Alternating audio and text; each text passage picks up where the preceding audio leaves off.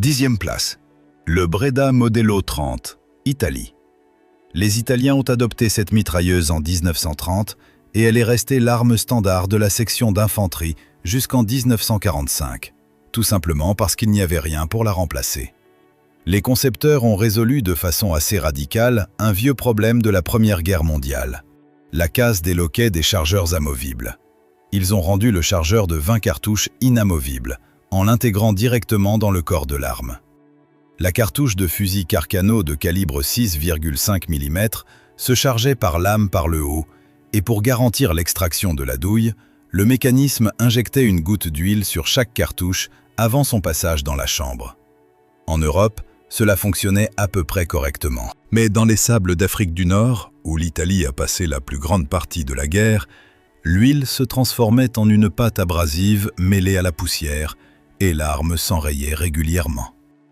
La cadence de tir annoncée de 500 coups par minute retombait en pratique à 150, soit en somme 2 fois plus lente qu'un fusil semi-automatique. Après la capitulation de l'Italie en 1943, la Wehrmacht elle-même a utilisé des Breda 30 capturés sous la désignation MG 099I, simplement parce que c'était une arme disponible, et non parce qu'elle était bonne. 9e place. Le type 11, Japon.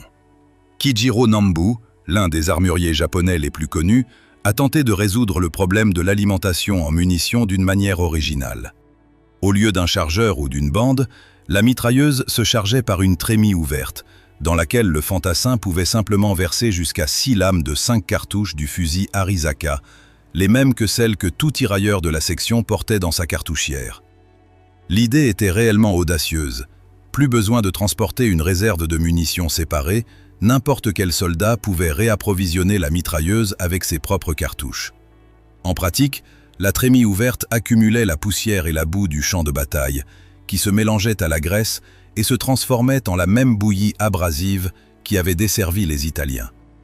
Le poids déporté des cartouches dans la trémie déséquilibrait l'arme au tir, et il a fallu courber la crosse vers la droite pour compenser ce décalage. Une forme si particulière que les soldats chinois l'ont surnommée Waibazi, la crosse tordue. Déjà pendant le conflit de Khalkhin-Gol au début des années 1930, l'armée japonaise s'est rendue compte du manque de fiabilité du système et a chargé ce même Nambu de développer un remplaçant. 8e place, le type 99, Japon.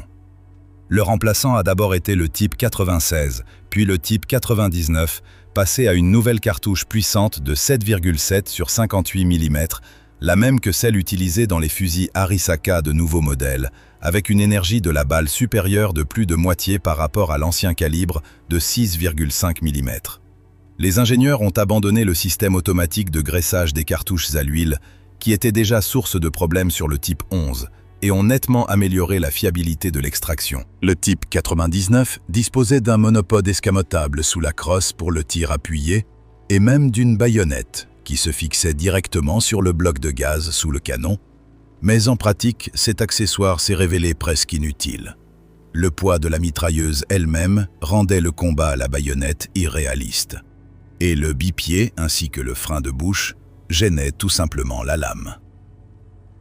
Vers 1943, l'industrie japonaise, écrasée par une guerre d'usure, a commencé à perdre en qualité d'acier et en précision d'usinage, si bien que la fiabilité du type 99 déclinait désormais non plus à cause d'erreurs de conception, mais à cause de l'état de l'arrière du pays. 7e place, le Lewis Gun, Grande-Bretagne. Cette mitrailleuse avait été conçue avant même la Première Guerre mondiale, et en 1939, elle était considérée comme définitivement dépassée. La Grande-Bretagne l'avait officiellement retirée du service dans l'infanterie au profit du Bren. Mais la réalité en a décidé autrement. Après l'évacuation de Dunkerque en 1940, quand une grande partie de l'armement britannique était restée abandonnée sur les plages françaises, l'armée a dû ressortir en urgence des réserves environ 59 000 Lewis Gun, principalement pour la garde territoriale Home Guard, tout juste formée, et pour la défense antiaérienne des aérodromes. L'arme se chargeait grâce à un chargeur circulaire caractéristique de 47 ou 97 cartouches, disposé en rayon depuis le centre Une conception officiellement appelée port-magazine plutôt que chargeur à tambour, puisque les cartouches tournent mécaniquement au lieu d'être poussées par un ressort. Le manchon nervuré en aluminium, si caractéristique autour du canon, servait au refroidissement par air. Mais quand l'arme était montée sur un avion, on le retirait le plus souvent. Il s'est avéré que le flux d'air en vol refroidissait le canon tout aussi bien. Malgré sa réputation d'arme capricieuse face à l'encrassement, les soldats lui faisaient confiance. Et cela, comme le soulignent les historiens militaires, a finalement compté davantage que les caractéristiques sur le papier. 6e place, le FM 24-29, France. Après le désastre de la tristement célèbre mitrailleuse Chauchat pendant la Première Guerre mondiale, la France a décidé de ne pas répéter ses erreurs et de construire quelque chose de solide. Les ingénieurs se sont partiellement inspirés du schéma du BAR américain, mais ont profondément retravaillé la conception pour une nouvelle cartouche de 7,5 sur 54 mm. Et par souci de fierté nationale, ils ont renoncé à l'achat direct d'armes américaines au profit d'un développement propre à la manufacture de Châtellerault. La mitrailleuse FM 24-29 qui en résulta se distinguait par un détail inhabituel de la commande de tir. Au lieu du sélecteur de mode de tir habituel, l'arme possédait 2 détentes, une pour le coup par coup et une pour le tir automatique. L'arme s'est révélée si fiable que même les combattants de la France libre, dotés de Bren britanniques et de BAR américains, préféraient parfois leur propre FM 24-29. Après la chute de la France en 1940, la Wehrmacht a capturé un grand nombre de ces mitrailleuses et les a mises en service sous la désignation MG-116F. Et cette même conception a servi dans l'armée française jusqu'aux guerres d'Indochine et d'Algérie, c'est-à-dire pendant plus d'un demi-siècle. 5e place, le DP-27 URSS. Conçue par Vassili Dekhtiarev à la fin des années 1920, cette mitrailleuse est devenue l'arme standard de la section d'infanterie de l'armée rouge et a reçu des soldats le surnom de gramophone ou de phonographe en raison de son chargeur plat et circulaire caractéristique de 47 cartouches qui tournaient au-dessus de l'arme pendant le tir, rappelant tout à fait un disque sur un tourne-disque.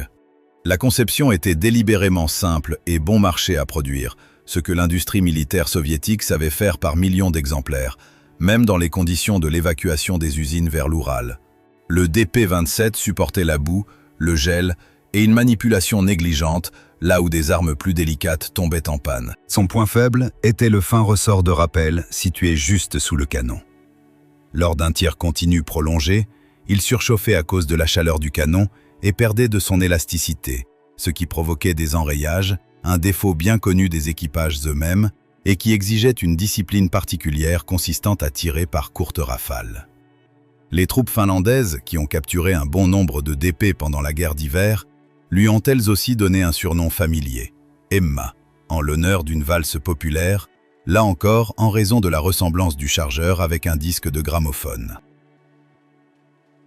4e place, le ZBV-Z26, Tchécoslovaquie. C'est précisément cette mitrailleuse qui a servi de base au Bren britannique, bien plus connu, et elle mérite une place à part dans ce classement en tant que légende à part entière de l'entre-deux-guerres. Conçue par les frères Václav et Emmanuel Olek à l'usine Zbrojovka-Brno, elle est entrée en service dans l'armée tchécoslovaque en 1926 et s'est répandue dans le monde à très grande échelle. Plus de 120 000 exemplaires ont été vendus dans 24 pays, dont 30 000 unités en Chine, où elle a été utilisée contre les troupes japonaises dès 1932. Un officier britannique, ayant observé une démonstration de l'arme à Prague à la fin des années 1920, en fut tellement impressionné qu'il en recommanda l'achat, et à l'issue des essais sur le terrain de 1930, l'inspecteur général de l'armement d'infanterie écrivit dans son rapport qu'il ne se souvenait d'aucune autre arme ayant traversé autant de tests avec aussi peu de reproches. Après l'occupation de la Tchécoslovaquie en 1939, la Wehrmacht elle-même a intégré des ZB capturés sous la désignation MG-26T, dont on équipait en priorité les unités de la Waffen-SS, qui à cette époque n'avaient pas encore un accès complet aux canaux d'approvisionnement allemands standards. L'original tchèque se classe derrière son descendant britannique uniquement parce qu'il a été produit en moindre nombre et n'a pas reçu ce travail de finition adapté à une cartouche et à des conditions de combat précises que les Britanniques ont apporté au Bren. Troisième place, le Bren Gun, Grande-Bretagne. Quand l'armée britannique a décidé en 1930 de remplacer le vieillissant Lewis Gun, plusieurs systèmes se sont présentés aux essais. Le BAR américain, le Madsen danois, le SIG suisse, et c'est le tchèque ZB qui l'a emporté. Les ingénieurs britanniques ont adapté la conception à la cartouche .303, dotée d'un bourrelet de douille saillant caractéristique, ce qui a obligé à courber le chargeur. Ce chargeur en forme de banane si reconnaissable qui trahit immédiatement un Bren sur n'importe quelle photo d'archive. Le nom Bren est né de la fusion des noms des villes de Brno, où l'original a été inventé, et Enfield, où les Britanniques ont organisé leur propre production. Cette mitrailleuse a mérité la réputation d'être sans doute la meilleure mitrailleuse légère de toute la guerre. Fiable, avec un canon à changement rapide que l'on remplaçait en quelques secondes, et une précision qui, à 500 mètres, dépassait celle de nombreux fusils de l'époque. Sa cadence de tir, d'environ 500 coups par minute, nettement inférieure à celle des équivalents allemands, résultait d'un choix délibéré. Un rythme plus lent permettait au tireur de maintenir sa rafale sur la cible et d'économiser les munitions, plutôt que de simplement arroser l'espace de plomb. Deuxième place, le MG34, Allemagne. Pour cette mitrailleuse, les Allemands ont abordé le sujet avec une idée fondamentalement nouvelle. Einheitsmaschinengewehr, la mitrailleuse unique, capable, sans aucune modification, de fonctionner aussi bien comme arme légère sur bipied que comme arme d'appui sur trépied, comme pièce anti-aérienne ou comme armement de char. Avant le MG34, aucune armée du monde n'avait tenté de réunir tous ces rôles dans une seule arme. La mitrailleuse tirait à une cadence de 800 à 900 coups par minute, avec une cartouche de 7,92 sur 57 mm, et elle disposait d'un mécanisme de changement rapide de canon véritablement révolutionnaire pour l'époque. Le tireur basculait le boîtier sur le côté et remplaçait le canon brûlant en à peine 10 secondes, sans aucun outil. Le problème ne venait pas de la conception, mais de son coût. Le MG34 était fabriqué principalement par fraisage à partir de blocs d'acier massif, avec des tolérances très élevées, et chaque exemplaire exigeait environ 150 heures de travail, ainsi que des aciers alliés rares, dont l'Allemagne manquait de façon chronique en pleine guerre totale. L'arme s'est révélée excellente, mais bien trop coûteuse pour équiper l'armée dans les quantités nécessaires. Première place, le MG42, Allemagne. La réponse au coût élevé du MG34 a été l'une des refontes techniques les plus réussies de toute la guerre. Le projet a été confié à la firme Grossfuss, un fabricant de lampes qui n'avait auparavant aucune expérience dans l'armement, et les ingénieurs ont repensé la mitrailleuse pour la méthode de l'emboutissage à froid de tôle d'acier plutôt que le fraisage, réduisant de moitié le temps de fabrication et abaissant le coût de presque autant. Le résultat fut une cadence de tir de 1200 à 1500 coups par minute, presque 2 fois supérieure à celle des équivalents britanniques et américains, qui restaient autour de 600. À une telle vitesse, l'oreille humaine ne peut physiquement pas distinguer les coups séparés. Ils se fondent en un son continu que les Alliés comparaient au bruit d'un tissu qu'on déchire ou au hurlement d'une scie circulaire. D'où les surnoms de scie de Hitler chez les Américains, de scie chantante et de découpe-bois chez les Allemands eux-mêmes, tandis que les soldats soviétiques l'appelaient la faucheuse ou la scie à linoléum. Le canon se changeait encore plus vite que sur son prédécesseur. Une équipe entraînée y parvenait en 5 à 7 secondes. C'est le MG42 qui a tenu la défense du Mont Cassin pendant 4 mois consécutifs. Et c'est avec un MG42 qu'Heinrich Severloh a mené son tir marathon sur la plage d'Omaha, ce même homme surnommé la bête d'Omaha, par lequel nous avons commencé ce récit. Après la guerre, cette conception a servi presque sans modification de base au MG3 ouest-allemand, officiellement en service dans la Bundeswehr encore aujourd'hui, plus de 80 ans après l'apparition de l'original. Si l'on proposait à un soldat de la Seconde Guerre mondiale de n'emporter au combat qu'une seule mitrailleuse de cette liste, le choix serait sans doute évident. Mais chaque armée a construit son propre système d'armement selon ses priorités et les capacités de son industrie. Certains misaient sur la précision, d'autres sur la production de masse, et d'autres encore se contentaient simplement de ce qu'ils parvenaient à fabriquer. Écrivez en commentaire la place du classement avec laquelle vous n'êtes pas d'accord. Nous en discuterons dans la prochaine vidéo.